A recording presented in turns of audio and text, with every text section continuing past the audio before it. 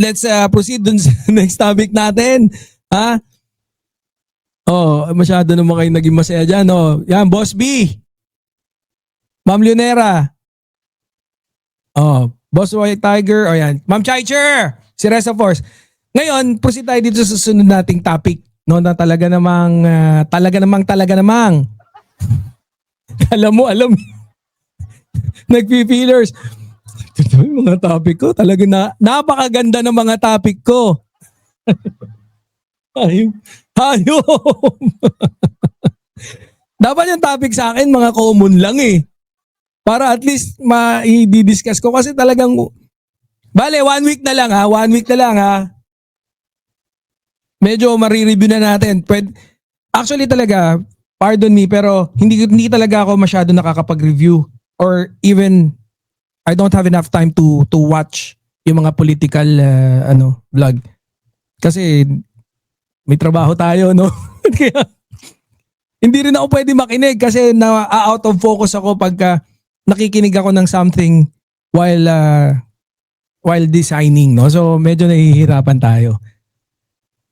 Anyways, 1 week na lang tapos magpapahinga tayo dun sa trabaho and then siguro makakapag-focus tayo ng konti. I'm not saying pero baka mas maging magaling tayo.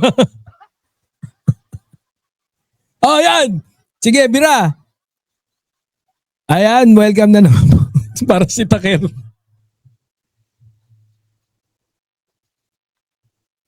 Nakita ko kasi yung technique ni Boss Takero nga na naman, ulitin ko na naman eh. Ayun, ako nga po pala si Takero, mga ka-streetwise. At welcome na naman po sa isa na nating live stream.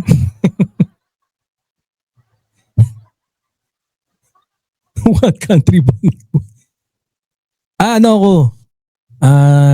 Dubai. Taga Dubai tayo.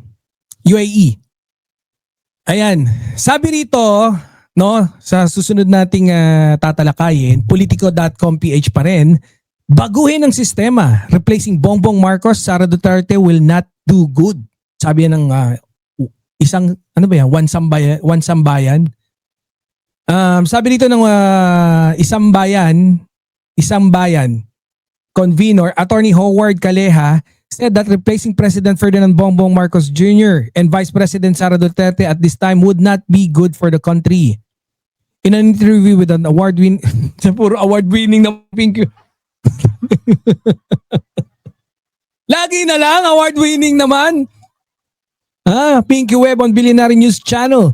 Caleja said that the November 30 rally is not about regime change but a call to hold accountable corrupt government officials.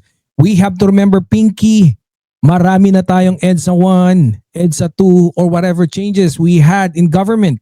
If we will just change the individual or politician without changing our system, without changing or transforming ourselves, nagbago lang tayo ng personality pero nandyan pa rin yung corruption, he said.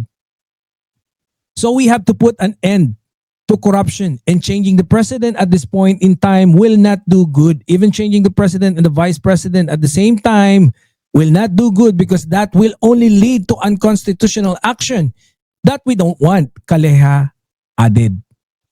He noted that both the president and vice president have issues of corruption. So I think it would have served us best not to hold accountable those who are charged or who are found guilty, but let us not point fingers if the president is there or anybody bulag. The allegations are serious. Let us not brush it aside, but let us not immediately call for a change of government because the change does not. Hindi ko maintindihan to. We want na hindi ko kayo maintindihan, ha? And then not because hindi ko maintindihan yung gusto niyo parating, pero hindi ko maintindihan yung so ayaw niyo palitan si PBBM, ayaw niyo rin palitin si Sara. Wag din daw magmadali ng government change. Kasi hindi kayo sabi. 'Di ba? Ayaw din nila ng wag daw mamadaliin. Oh. Guys, basta gusto lang nila sitahin yung korupsyon. Kaya ako guys dun sa mga dilawan, yung mga nananawagan na sumama kami mga PBBM supporters at saka wag niyo na kaming tawagan. Wag niyo nang ipanawagan na sumama kami diyan sa November 30. No? Kasi we've seen especially the yellows na yung mga hardcore, the likes of Shelo Magno and yung Christian Esguerra. Wala. Hindi kami Kaya ako nananawagan ako, wag niyong sasamahan yung mga yan. Magmo-monitor ako guys doon sa rally na November 30. Okay naman, suportahan namin yung karapatan nyo. I mean, okay yan. Okay sa amin yan. Karapatan nyo mag-rally, trip nyo mag-rally dyan. Pero wag nyo na kaming yayain. Magkakanda kami ng sarili naming rally. At hindi namin din kayo sasali. Hindi yan. Kasi totoo naman yung sigaw, yung 'di ba yung mga actually sa loob nagkakaroon naman ng maraming attempt para ibaba si PBBM. Maraming mga issues, maraming mga nagsasabi kesyo ganto, kesyo ganyan, si PBBM nga ayaw naming tanggalin kasi ang papalit din daw si Sara.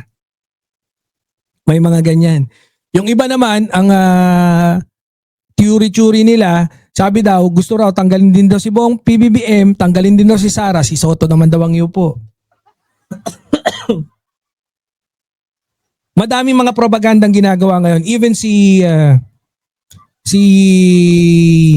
Ang, di ba? Yung sa business na kaibigan ni PBBM, gusto na rin yun daw ang iupo nila ngayon. Tapos meron pang iba dahil suportado daw ng US itong si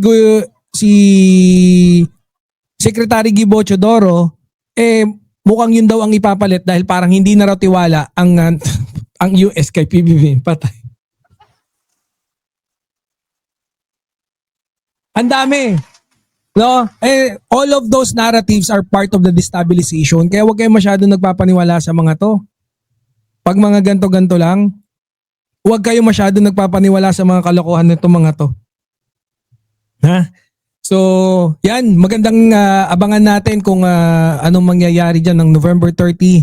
Pero after that, November 30, December 1 na.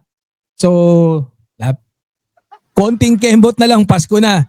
At pagka maitawid natin to, kaya ako talaga, di lang dalangin, kundi hiling ko din talaga sa inyo, na sana patuloy natin suportahan si PBBM, huwag tayong huwag tayong bibigay, kasi ang patuloy natin pagsuporta kay PBBM, ang patuloy natin pagsuporta kay PBBM is syempre pagtuloy na pagsuporta natin sa gobyerno, patuloy na susuportahan din natin yung bansa natin, 'di ba? Kaya tiwala lang, antayin natin, maitawid natin tong year 2025 at sigurado ko, kagaya nga ng pangako ng ating mahal na Pangulo, maraming makukulong. Maraming ang tawag dito, hihimas ng rehas. At yung mga naiinip, patuloy na maiinip sa pagpwesto ng baliw. Walang bibitaw. Oo, tama yan. So, ayan. Dumako na po tayo sa ating susunod na talakayin. At syempre, this topic is brought to you by Happy Birthday, Nyolo. Wala pa ba tayong sponsor? Atat na ako mag-commercial ng ganun This NU 107.5.